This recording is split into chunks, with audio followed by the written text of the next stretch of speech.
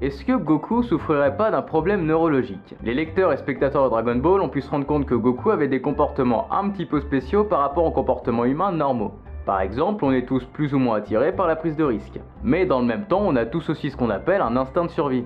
Par exemple, si on se retrouve face à ce truc, qui n'a absolument pas d'équivalent humain, que ce soit en taille ou en masse musculaire, et qu'on n'est pas armé au strict minimum d'un T-34 ou d'un Mirage 2000, notre cerveau, par instinct de survie, nous dira en toute logique: Nup, tu risques fortement de décéder. Et ben Goku, il s'en balèque. Et pour tout dire, il recherche même des mecs plus forts que lui pour se foutre sur la gueule. Dans le métier, on appelle ça une conduite à risque. Et même plus, une conduite extrême. Selon la définition de Fiorenzo Ranieri, les risques peuvent être qualifiés d'extrêmes quand ils sont pris continuellement, caractérisent le style de vie d'un individu, mettent en péril sa vie, sa sécurité et ses biens. Et particulièrement lorsque l'amusement et le plaisir engendrés par la prise de risque finissent par absorber totalement l'individu et l'éloignent de la réalité quotidienne et des difficultés existentielles. On peut dire que Goku cherche continuellement à se battre contre des adversaires plus forts, et ça même s'il y a un risque par exemple de destruction de l'univers à la fin. Bon, à la limite, le fait de vouloir se maraver H24, c'est pas spécifique à Goku. Disons que c'est plus spécifique à sa race. Alors c'est un petit peu ambigu, donc pour ceux qui connaissent pas la série, je vais expliquer.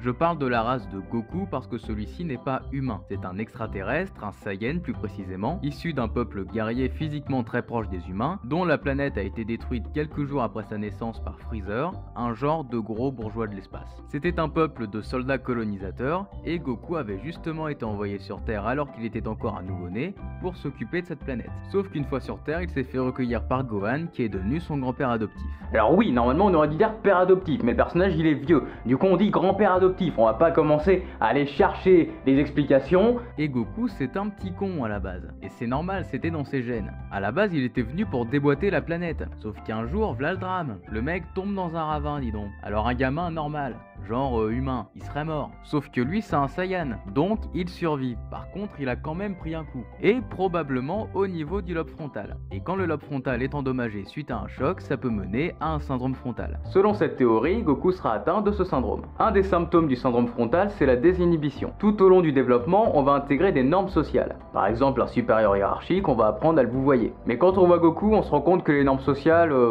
il les a pas vraiment intégrées. Que ce soit en rencontrant Beerus, qui est quand même un dieu de la destruction, ou Zeno qui peut tout de même détruire des univers, Goku se comporte comme un enfant et il est incapable de s'adresser à eux avec le respect qu'il leur doit, quitte à risquer sa vie ou l'existence de son propre univers. Un autre symptôme qu'on peut rencontrer, c'est la difficulté à arrêter des actions en cours. Par exemple, manger. Une personne qui sera atteinte d'un syndrome frontal pourra manger jusqu'à ce qu'il n'y ait plus rien sur la table. Et même si tous les Saiyans ont un bon appétit, c'est encore plus flagrant chez Goku. Et tant qu'il y a de la bouffe, il s'arrête pas. On a également la difficulté à trouver des activités nouvelles. Un patient qui souffre de syndrome frontal va souvent faire la même chose, parce qu'il aura des difficultés à se concentrer sur de nouvelles choses. Vegeta a su se concentrer sur sa famille quand il le fallait et a déjà passé plusieurs années sans s'entraîner. Gohan a découvert les études. Trunks et Goten pensent autant à s'amuser qu'à se battre. Mais Goku, lui, reste focalisé sur le combat. Focalisation qu'on peut peut-être qualifier de pathologique. Et enfin, un dernier symptôme, c'est les problèmes d'attention. Et dans la nouvelle série, justement, c'est ce que Whis reproche à Goku pendant ses entraînements avec lui. Il baisse trop vite sa garde quand il arrête de se battre. Peut-être n'arrive-t-il tout simplement pas à rester concentré en dehors des combats. Ce qui lui vaudra d'ailleurs de se faire mettre KO par un simple laser. L'ensemble de ces symptômes peut faire penser que Goku, après sa chute dans le ravin, a développé un syndrome frontal dû au choc. Mais évidemment, ce n'est qu'une théorie. En réalité, la seule chose dont on est sûr, puisque c'est Kame Sennin lui-même qui l'explique à Goku, c'est que ce choc a eu pour conséquence de le rendre gentil et aimable, et d'éteindre en quelque sorte son instinct d'extermination. Autrement dit, le choc l'a fait passer de méchant à gentil. Est-ce qu'en vrai, un choc au niveau du lobe frontal peut inhiber l'agressivité? Pas à ma connaissance. Par contre, le contraire peut arriver. Et c'est le moment de vous parler cette fois-ci d'une personne bien réelle. Phineas Gage travaillait sur un chantier aux États-Unis en 1848. Et le bougre va être victime d'un petit accident. Alors vraiment l'accident bête. Il bossait sur une ligne de chemin de fer, il bossait avec de la poudre, le truc bien inflammable, et il a oublié de mettre une couche de sable par-dessus. Une étincelle, ça met le feu aux poudres, explosion, et une barre de fer lui traverse le crâne au niveau du lobe frontal. Non mais le mec est vivant, enfin il est vivant plus maintenant, mais il a survécu.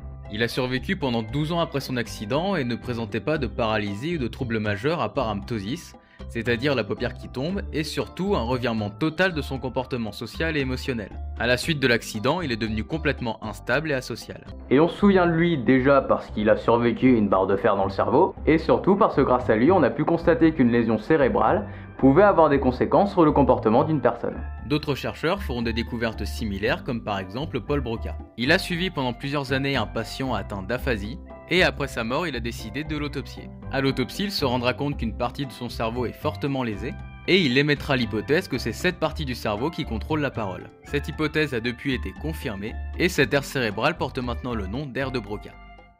Merci à tous d'avoir regardé cette vidéo. J'ai tenté un nouveau concept avec 2-3 petits trucs nouveaux. Si cette vidéo vous a plu ou pas d'ailleurs, vous pouvez me le faire savoir en commentaire. Vous pouvez aussi aimer et partager la vidéo. Et bien sûr vous abonner pour pas rater les prochaines. Quoi, ding ding?